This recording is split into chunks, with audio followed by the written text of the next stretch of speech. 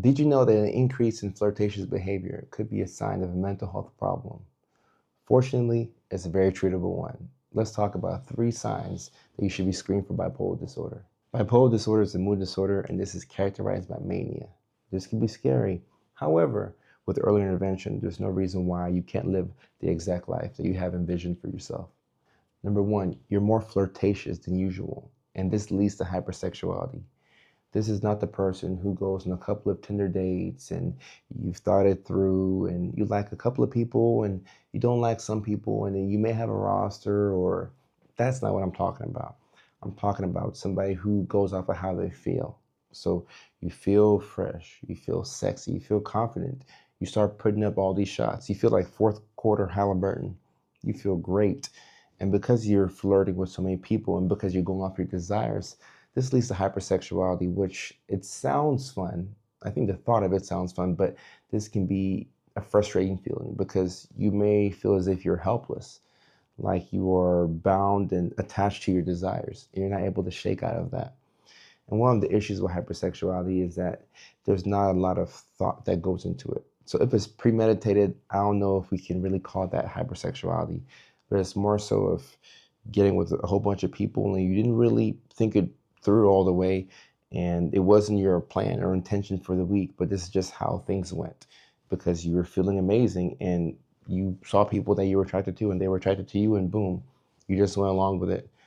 This can destroy relationships, it can impact marriages, but when you understand what's going on, you have the proper support and the right treatment, there's no reason why you can't bounce back from this. The second sign is an unusual increase in confidence. And one of the reasons why it's unusual is because you probably came out of a depressive episode where you couldn't get a single thing done. You couldn't shower. You couldn't brush your teeth. You couldn't leave the house. And now it's 2 a.m. You're calling your friends. You're going downtown. You're at the laughter party. You're having a blast. You feel extremely confident. You may flirt with a lot of people and you might get some playback.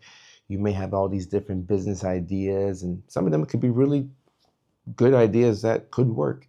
But because you're so confident, you tend to do so much.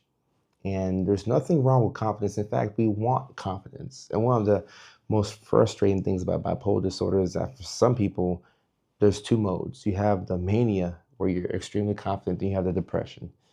And depression is not fun, and mania is too fun to the point where it's dangerous.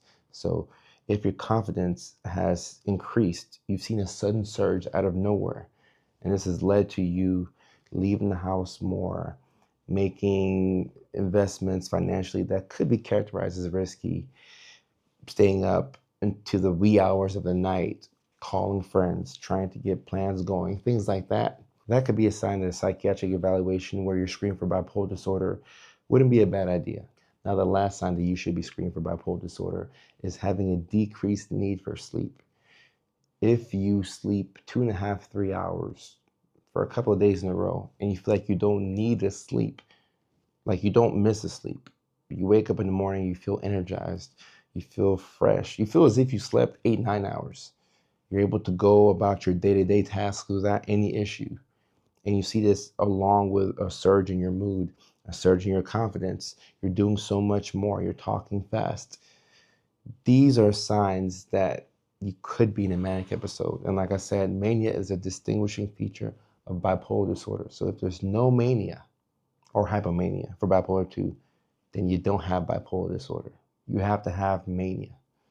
And when you're in a manic state, sleep is hard to come by because you don't feel like you need it.